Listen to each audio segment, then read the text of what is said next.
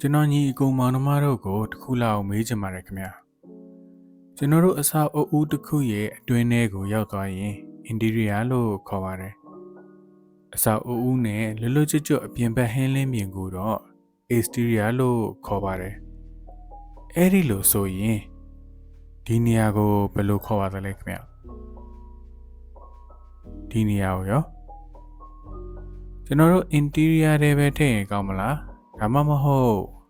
exterior လို့ခေါ်ရင်ကောင်းမလားဘယ်လိုခေါ်မလဲဆိုတဲ့အကြောင်းမဆွေးနွေးကြခင်ဒီအိမ်ကိုစောက်ခဲ့တဲ့ architect အကြောင်းကိုအရင်လေ့လာကြည့်ကြရအောင်ပါအကြမ်းဖြင့်ပေါ့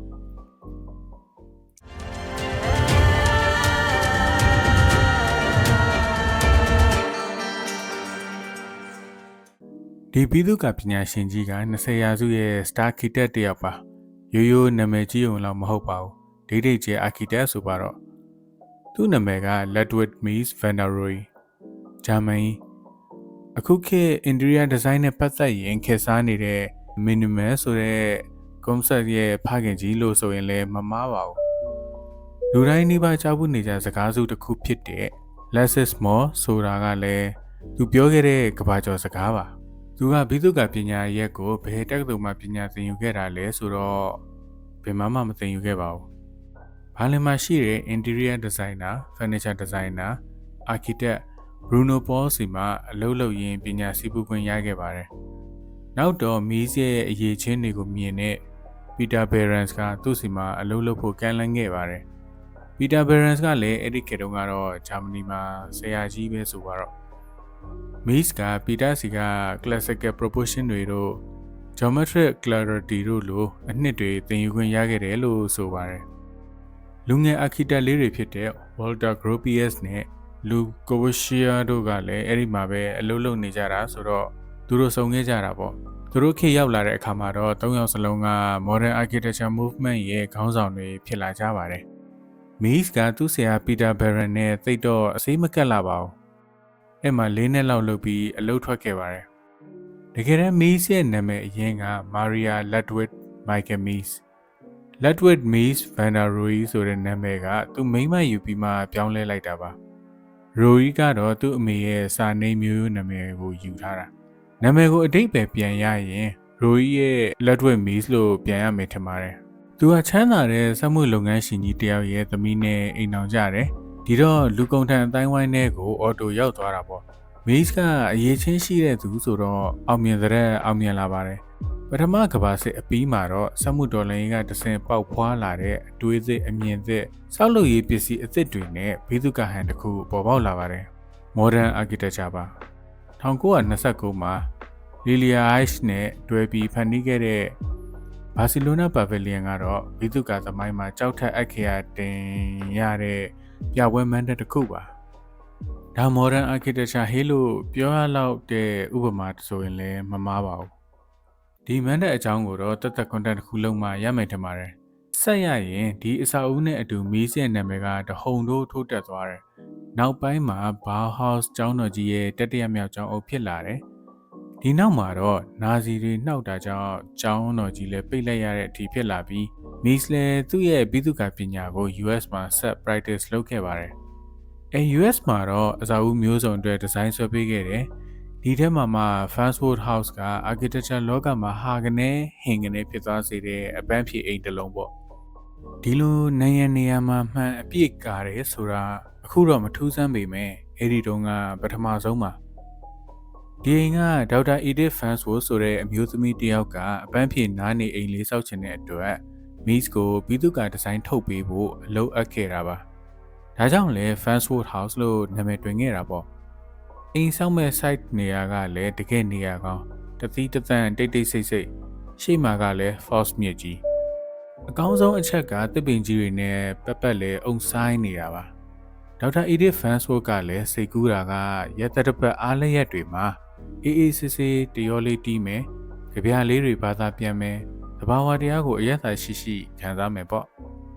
Mies ကဒီသဘာဝတရားနဲ့တသားတည်းဖြစ်သွားအောင်ဒီဇိုင်းထုတ်ဖန်တီးခဲ့ပါတယ်အိမ်လေးကကြည့်ရင်ပေါ့ပေါ့ပပလေးနဲ့လေထဲမှာဝဲနေသလိုပါပဲအိမ်ကိုမြေကြီးကနေ 1.6 မီတာအမြင့်ထိမြင့်တင်ထားပါတယ်ပ ဘာလို့လဲဆိုတော့အဲ့ဒီနေရာကမြည်ရတက်လို့ပါရေတက်နိုင်တဲ့ level အထက်အမြင့်မှာစောင့်လုပ်ခဲ့ပြီးမြဲ1996 98နဲ့2008မှာမကြုံစဘူးရေကြီးမှုတွေကြောင့်ပျက်စီးဆုံးရှုံးမှုတချို့ရှိလိုက်ပါသေးတယ်ဖန်ရှင်အရာမြည်ရတက်တဲ့ရန်ကနေကာကွယ်ဖို့အိမ်ကိုလေထဲမြှောက်ထားလိုက်ရပေမဲ့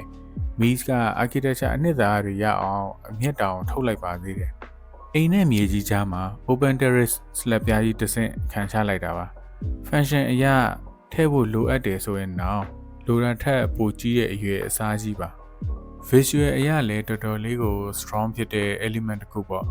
ဒါပေမဲ့ Mies က proportion တွေတို့အချိုးအစားကျန်းမာမှုတို့နဲ့ပတ်သက်ရင်ဆရာတဆူဆိုတော့အိမ်နဲ့ harmony ကျလိုက်ဖက်နေတာက perfect ပါပဲအိမ်ရဲ့အမိုးနယ်ကြမ်းခင်း open terrace ရဲ့ကြမ်းခင်းကန့်လန့်ပြအတိုင်း horizontal plane 3ခုကအပိုးအလိုမရှိတိကျသက်ရက်နေပြီးတော့စူးစီးညီညွတ်မှု unity လည်းရှိနေပါတယ်အဲ့ဒါက minimal design တွေအတွက်လည်းအသက်ဖြစ်မဲ့ထင်ပါတယ်အပိုးလည်းမရှိရဘူးအလိုလည်းမရှိရဘူး unity ရှိဖို့ harmony ဖြစ်ဖို့ဆိုတာကတော့ design တိုင်းရဲ့လိုအပ်ချက်ပေါ့လေနောက်ထပ်အနှစ်သာရတစ်ခုကတော့ transitional spaces ဥပမာအိမ်နှလုံးရှိတယ်ဆိုကြပါစို့တစ်လုံးကတော့အိမ်ရှင်ကအိမ်ရှိကားထိုးရက်တယ်ကားတကားဖွင့်ထွက်အိမ်တကားဖွင့်ဝင်ဒါပဲပြီးသွားပြီဘာရတာမှမရှိလိုက်ဘူးနောက်အိမ်တစ်လုံးကတော့အိမ်ရှင်ကခြံထဲမှာကားရက်မယ်ဘဘူးရုပ်တွေ landscape အပင်တွေကြားထဲကနေဖြတ်လာမယ်ပြီးမှဝင်ပေါက်ကနေလာရင်တည်ငြိမ်နေတဲ့ရေကန်တိမ်တိမ်လေးဘေးကနေလမ်းအတိုင်းဖြတ်လျှောက်လာမယ်လမ်းတစ်လျှောက်လဲပတ်တန်ခွက်နဲ့ဒီဇိုင်းဖော်ထားတဲ့နိုင်ငံကြားကနေနေအောင်ကြီးကွက်လေးတွေဖြာကောင်းဖြာနေမယ်ဒါမှမဟုတ်လေအဝိတ်မှာရိမ့်နှွဲ့နေတဲ့သစ်ရွက်သစ်ခတ်တွေရဲ့အရေးတွေကအိမ်ရှင်ရှောက်မဲ့လမ်းမှာအနူးညံ့ဆုံးကပြကြိုးစိုးနေလိမ့်မယ်ပြီးမှအိမ်ရှင်ကအိမ်ထဲကိုဝင်သွားမယ် architect တို့ interior designer တို့ရဲ့လက်ထဲမှာ transitional space တစ်ခုရဲ့တန်ဖိုးကအဲ့ဒီလိုခွာနိုင်ပါတယ်မတူညီတဲ့ဇုံနှစ်ခု atmosphere လေထုနှစ်ခုကိုချိတ်ဆက်ဖို့ဖြစ်စေမတူညီတဲ့ function တွေလှုပ်ဆောင်မဲ့နေရာနှစ်ခုကိုချိတ်ဆက်ဖို့ဖြစ်စေတာမန်နေရာတစ်ခုကနေတန့်စင်မြင့်မြတ်တဲ့ကောင်းမွန်တဲ့နေရာတစ်ခုကိုသွားတဲ့အခါမှာ space ကိုတဆင်ချင်းပြောင်းလဲမြင့်ဆောင်သွားဖို့ဖြစ်စေရောက်ရတော့မှပျော်တဲ့ခံစားချက်ကြိုးစိုးနေတယ်ဆိုတဲ့ခံစားချက်မျိုးပေးဖို့ဖြစ်စေ transitional space တွေကိုအသုံးပြုတတ်ကြပါတယ်ဂျပန် architect ကြီးတာဒိုအန်ဒိုရဲ့ The Head of Buddha မှာကြည့်ရင်သိနိုင်ပါတယ်ဝင်ပေါက်ကိုရောက်သွားရင်အနက်ရောင်ရေကန်တိမ်တိမ်လေးကငြိမ်သက်စွာကြိုးစိုးနေမယ်လာခဲ့တဲ့လမ်းတစ်လျှောက်လောခဲ့တာတွေမောခဲ့တာတွေရှိရင်လည်းဒီရေကန်ကြောင့်ရင်ထဲအေးသွားမယ်ဗုဒ္ဓရုပ်တုကိုတော့နည်းနည်းလှမ်းတွေ့နေရပြီဒါပေမဲ့အဲ့4000ကန်ကိုလက်ဝဲရပတ်ပြီးမှနောက်ထပ်ဂိတ်ပေါက်တစ်ခုကိုထည့်ရောက်မယ်အဲပေါက်ကိုဖြတ်သွားရင်လှိုင်ကောင်းတစ်ခုရှိနေတယ်ဗုဒ္ဓရုပ်တုအောက်ခြေကိုလှမ်းတွေ့နေရပေမဲ့တခါတည်းအပြည့်အဝမတွေ့ရသေးပါဘူးမီတာ40လောက်ရှိတဲ့လှိုင်ကောင်းကိုဖြတ်တန်းသွားရင်းနဲ့မှနီးလာလေးလေးဗုဒ္ဓရုပ်တုတော်ကိုဖြည်းဖြည်းချင်းမြင်ရလာလေးလေးအဲ့ဒီလိုအရသာပေးထားပါတယ်ဒီ architect ကြီးပါပဲ The Church on the Water မှာလည်း transitional space တွေကိုအဆင့်ဆင့်ဖန်တီးထားပါတယ်ဝင်းထဲကိုဝင်ရောက်လာတဲ့အခါမှာရေအိုင်ကျကြီးကိုရောကားတိုင်ကိုရောဝှေ့ပြုတ်တဲ့နေရာကိုရောတွေ့နေရပါပြီဒါပေမဲ့မရောက်သေးပါဘူးဒီမြင်နေရတဲ့ရေအိုင်ဘေးကနေအေးအေးလူလူဖြတ်ပြီးမှအဆောက်အဦကိုနောက်ကနေပတ်ပြီးဝင်ပေါက်ကိုရောက်တယ်အဲဝင်ပေါက်ကိုရောက်တော့လေခုနမြင်ထားတဲ့ဝှေ့ပြုတ်တဲ့နေရာကိုမရောက်သေးပါဘူးနောက်ထပ် transition နဲ့တစ်ခုစီပဲထပ်ရောက်တာပါအဲ့ဒီမှာလေကတဲ့အတိုင်းအပေါ်ကိုတက် cross ၄ခုကိုပတ်ပြီးတော့မှလေကားပြန်ဆင်းအဲ့ဒီတော့မှ main နေရာကိုရောက်ပါတယ်ဒီတော့မှတက်ရှိပကြီးကားတကားလို့ဖန်တီးထားတဲ့ view ကနေတဆင့်ရေကန်ကျေပေါ်ကကားတိုင်ကိုတွေ့ရမှာပါမြန်မာနိုင်ငံမှာဗုဒ္ဓဘာသာဝင်တို့ဇေဒီဖျားသွားကြတဲ့အခါမှာလည်းထိုနည်းလက်ကောင်းပါပဲအောက်ကနေဆက်ဆက်တက်ခြင်းနေရာမှာရှိတဲ့ emotion နဲ့ရေမြင်တော်ပေါ်ရောက်ခံတဲ့ emotion မတူပါဘူးမြင့်မြတ်တဲ့နေရာ space တစ်ခုကိုသွားနေတယ်ဆိုတဲ့စိတ်ကဇောင်းနှံတစ်လျှောက်တက်သွားနေရင်ကိုစိတ်က positive ဘက်ကိုရောက်လာစေပါတယ်ဒါ transition ပါပဲတချို့ကတော့ခံစားချက်ကိုညင်ညင်တသာညင်ညင်ညင်ညောင်လေးပေးပါတယ်တချို့ကြပြန်တော့လဲဝုံတိုင်းဆိုပြီးတော့တနင်တပူးကြီးပေးပြစ်လိုက်တာမျိုးလည်းရှိပါတယ်ဥပမာပေးရရင်တော့ Polish American architect Daniel Libeskind ရဲ့ Jewish Museum Berlin ရဲ့နေရာတစ်ခုကိုပေးရမယ်ထင်ပါတယ်သူ့ရဲ့ဒီနေရာကြောင့် transition လို့တော့အသေးအချာကြီးပြောလို့မရနေပါဘူး Museum ရဲ့အဆုံးတစ်ဖက်မှာ The Void ဆိုတဲ့နေရာရှိပါတယ်အဲ့ဒီနေရာမှာ Shalakhat လို့ခေါ်တဲ့art installation တစ်ခုရှိပါတယ် Shalakat ဆိုတာဟီဘရူးလိုရွက်ကြွေများလို့အဓိပ္ပာယ်ရပါတယ်စစ်ကြောင့်လူမျိုးတုံးတပ်ဖြတ်မှုတွေကြောင့်ဒုက္ခရောက်ခဲ့တဲ့အသက်ဆုံးရှုံးခဲ့ရတဲ့ဂျူးဒဇာကန်တွေအတွက်ရည်စူးထားတာပါ artist ကပါဇက်ဟပြီးအော်နေသလိုမျက်နှာနဲ့တံမြားဝိုင်းထူထူကြီးပေါင်း1000ကျော်ကိုကျန်းအပြည့်ခင်းထားပါတယ်အကယ်၍ကျွန်တော်တို့ဖျက်လျှောက်သွားမယ်ဆိုရင်အပြစ်မဲ့ခံရတဲ့သူတွေရဲ့စူးစူးဝါးဝါဟစ်အော်တန်တွေကကိုယ့်ခြေရောက်အောက်ကနေထွက်ပေါ်လာမှာပါ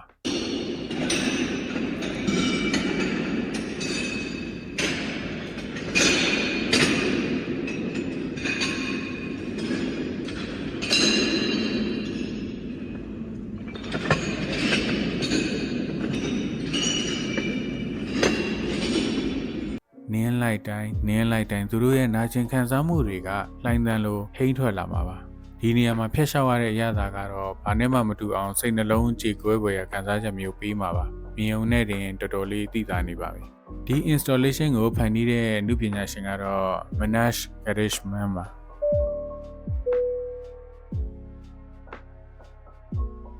ခုနကကျွန်တော်တို့လေ့လာနေတဲ့ Fansworth House ရဲ့ transition ကိုကြည့်ရင်လဲသူကအိမ်ရှိရာစီကိုသွားတဲ့လမ်းခုလက်မှာတစ်ထောက်နားခိုစရာလေးပဲဆိုပေမဲ့အိမ်ထဲကိုရောက်တော့မယ်ကြိုးစုံနေမှုမျိုးပေးသလိုတစ်ချိန်တည်းမှာသဘာဝတရားရဲ့လေးထုထဲမှာပဲရှိနေပါသေးတယ်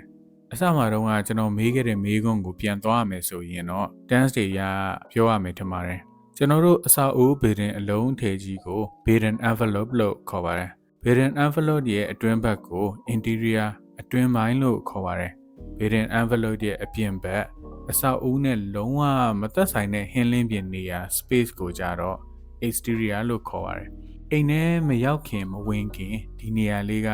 interior ထဲလည်းမရောက်သေးပါဘူး။ exterior လို့ပြောအောင်ကလည်းအမိုးနဲ့ကြံငင်ရှိနေတယ်။ကျွန်တော်တို့မြန်မာအခေါ်ဆိုရင်တော့စင်ဝင်လိုနေရာလေးပေါ့။သူက interior ရဲ့အငွေ့အသက်ရော exterior ရဲ့အငွေ့အသက်ရောရှိနေပါတယ်။ဒါကို semi interior လို့ခေါ်ပါတယ်။အောက်က open terrace အဆင့်ကိုလည်းဒီလိုပဲခေါ်လို့ရပါတယ်။ exterior atmosphere ကပိုများနေလို့ semi exterior လို့ခေါ်လဲမှန်ပါတယ်။ဒါကတော့ပုံမှန်အဖြစ်ပေါ့။ Mies ကအိမ်ရဲ့နေရံတွေနေရာမှာမှန်ပတ်လည်နဲ့ကာလိုက်တာကြောင့်ဒီအိမ်မှာ interior နဲ့ exterior ကဘယ်ဟာဘာလဲလို့မေးခွန်းထုတ်ရလောက်အောင် surreal ဖြစ်သွားပါတယ်။ကျွန်တော်တို့ interior design မှာဆိုရင်လူတွေကလှအောင်လုပ်တယ်လို့ပဲပေါ့ပေါ့ပါတွေးတတ်ကြပါတယ်။အလှစင်တဲ့ material တွေနဲ့ design တွေဖော်ကြမယ်။လှအောင်လုပ်ကြမယ်။concept ကောင်းကောင်းလေးနဲ့သွားကြတာတွေလည်းရှိပါတယ်။ဒါပေမဲ့ Mies ကတော့သူ့ရဲ့ interior design က exterior ဖြစ်သွားပါတယ်။ exterior ကကြည့်ရင်လည်း interior ကိုပြန်တွေ့နေရပါတယ်။ Mies က interior ကို design လုပ်တဲ့အခါမှာရှော့ရှက်အလှစင်တာတွေဘာတစ်ခုမှမပါပဲသူ့ရဲ့ interior design တွေကိုသဘာဝပတ်ဝန်းကျင်ကြီးတစ်ခုလုံးကိုဆွဲထည့်လိုက်တာပါ။လှမ်းမြင်နေရတဲ့မြစ်ပါတယ်။အုံဆိုင်နေတဲ့ပတ်လေရတစ်ပင်တွေပါတယ်။ကောင်းငင်ကြီးလည်းပါတယ်။ရာသီဥတုလည်းပါသလိုအချိန်မှပါလာတယ်။လှအောင်တက်လှုပ်ထားတာတော့ပဲမဟုတ်ပဲနဲ့အသက်ရှင်နေတဲ့ interior design တစ်ခုဖြစ်နေပါတယ်။တကယ်တော့သူကဒီ Fansworth House မှာ interior ဆိုတဲ့အဓိပ္ပာယ်နဲ့ exterior ဆိုတဲ့အဓိပ္ပာယ်ကြားတဲ့ကန့်သက်ချက်ကိုဖယ်ထုတ်လိုက်ပြီးတော့ interior exterior သတ်မှတ်ချက်တွေကိုပါမေးခွန်းပြန်ထုတ်လိုက်သလိုပါပဲ။ဘာလို့လဲဆိုတော့ interior ထဲမှာရှိနေပေမဲ့ visually exterior ကလည်းတစ်ချိန်တည်းမှာအတူရှိနေတာကိုအခုတော့ Fansworth House ကပြတိုက်အိမ်လေးဖြစ်နေပါပြီ။ US Department of Interior ကနိုင်ငံသမိုင်းဝင်နေရာအဖြစ်သတ်မှတ်ထားပါတယ်။ဘာရောက်လဲပဲလို့ရပါတယ်။ကြီးစုသူညီကောင်မတွေထဲမှာ professional architect တွေတက်သည့်ပညာရှင်တွေရှိရင်လည်း comment section မှာဒီအကြောင်းအရာတွေနဲ့ပတ်သက်ပြီး knowledge sharing လေးလုပ်ပေးခဲ့ဖို့မေတ္တာရက်ခံပါတယ်ခင်ဗျ။ကျွန်တော်ပြောသွားတဲ့အထက်မှာမှားနေတာပါခဲ့ရင်လည်းအကြံပြုထောက်ပြပေးစေချင်ပါတယ်။ကျွန်တော်အမှားတစ်ခုခုကြောင့်ယူမအမှတ်မှားသွားတာမျိုးလည်းမဖြစ်စေချင်လို့ပါ။ပိုကောင်းတဲ့မနက်ဖြန်နေ့ပိုင်ဆိုင်နိုင်ကြပါစေ။ကျေးဇူးတင်ပါတယ်။